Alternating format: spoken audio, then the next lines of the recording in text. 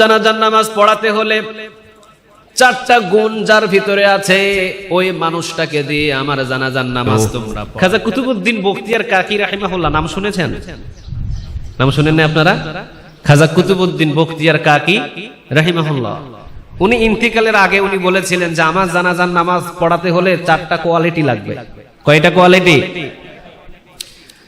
আমার জানাজার নামাজ পড়াতে হলে চারটা গুণ যার ভিতরে আছে ওই মানুষটাকে দিয়ে আমার জানাজার নামাজ তোমরা পড়ায়ো। আর ওই চারটা গুণ যদি ইমাম না পাওয়া যায় আমি খাজা কুতুবউদ্দিন বখতিয়ার কাকি রাহিমাহুল্লাহর জানাজার নামাজ পড়ানোর জন্য কোনো দরকার নাই। সবাই বললেন খাজা কুতুবউদ্দিন বখতিয়ার কাকি রাহিমাহুল্লাহ কি গুণ? তিনি বললেন প্রথম নাম্বার গুণ হলো আমার জানাজার নামাজ যে পড়াবে চারটা গুণের প্রথম নাম্বার গুণ জীবনে কোনোদিন তাকবীরওয়ালা ছুটে নাই। সুবহানাল্লাহ বলেন। তাকবীরওয়ালা ছুটে নাই। তাকবীরওয়ালা মানে ইমাম সাহেব যখন জামাতে নামাজ পড়ানোর সময় আল্লাহু আকবার বলে, সানা পড়ার আগে যারা আল্লাহু আকবার বলে এটাই হলো তাকবীরওয়ালা। ঠিক না ভাই? ঠিক। জীবনে কোনোদিন তাকবীরওয়ালা ছুটে নাই। কি শর্ত দিয়েছেন তিনি? আছে আপনাদের এলাকায় একটা? কথা কোন না কেন আছে? নাই। অথচ খাজা কুতুবউদ্দিন বখতিয়ার কাকি রাহিমাহুল্লাহ শর্ত দিচ্ছেন আমার জানাজার নামাজের ইমাম সে হবে যার জীবনে কোনোদিন তাকবীরওয়ালা একবারও ছুটে নাই। দ্বিতীয় নাম্বার, জীবনে কোনোদিন আসরের সুন্নাত নামাজ কাজা হয় নাই। আমাদের ফরজের খবর নাই, সুন্নাত তো দূরের কথা। ঠিক না বে? ঠিক। আসরের সুন্নাত নামাজ জীবনে কোনোদিন তার কাজা হয় নাই। তিন নম্বর শর্ত দিলেন তাহাজ্জুদ নামাজ জীবনে কোনোদিন তার কাজা হয় নাই। চার নম্বর, জীবনে কোনোদিন চোখ দিয়ে বেগানা কোনো নারী দেখে নাই। কয়টা হয়েছে? সবাই বলেন না কয়টা? চারটা। বাংলাদেশ খুঁজে পাওয়া যাবে? যাইতে পাওয়া যায় হয়তো, দু চারটা 10 দেশ খুঁজেও এরকম একটা আল্লাহওয়ালা খুঁজে পাওয়া সম্ভব নয়। তাকবীরওয়ালা ছুটে নাই। দ্বিতীয় নাম্বার, আসরের সুন্নাত নামাজ কাজা হয় নাই। তৃতীয় নাম্বার, জীবনে কোনোদিন তাহাজ্জুদ নামাজ কাজা করে নাই। চতুর্থ নাম্বার, বেগানা কোনো নারী সে দেখে নাই। বেগানা মানে নারী, বুঝেন তো? এগানা বেগানা।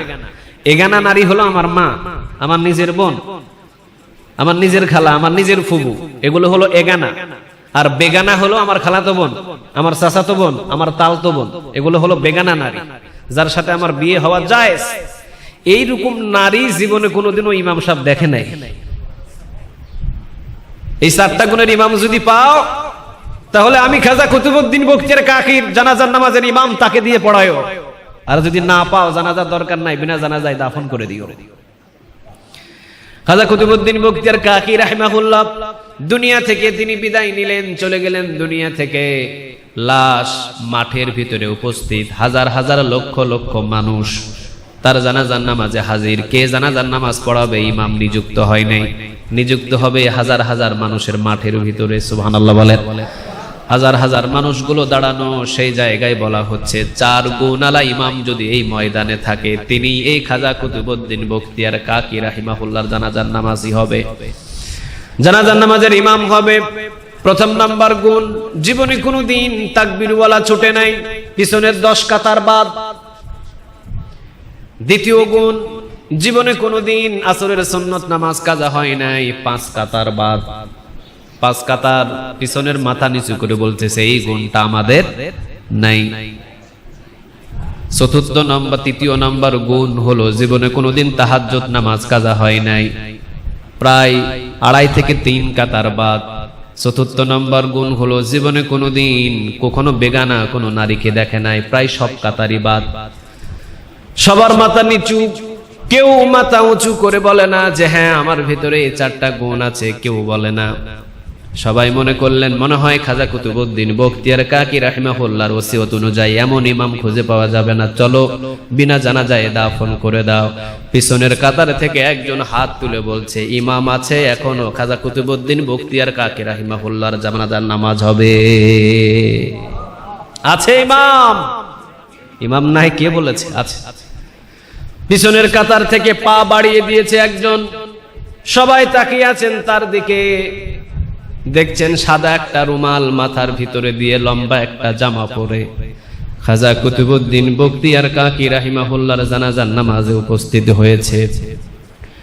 যিনি একটা দেশ ভ্রমণ করলে হাজার হাজার সেনাপতি, হাজার হাজার কমান্ডার সাথে থাকে, অথচ আজকে মাথার ভিতরে একটা সাদা পাগড়ি অথবা সাদা একটা রুমাল, গায়ের ভিতরে লম্বা জামা পরে পিছনের কাতার থেকে পা বাড়িয়ে দিয়েছে খাজা কুতুবউদ্দিন বখতিয়ার কাকি রাহিমাহুল্লাহর জানাজার নামাজ পড়ানোর জন্য।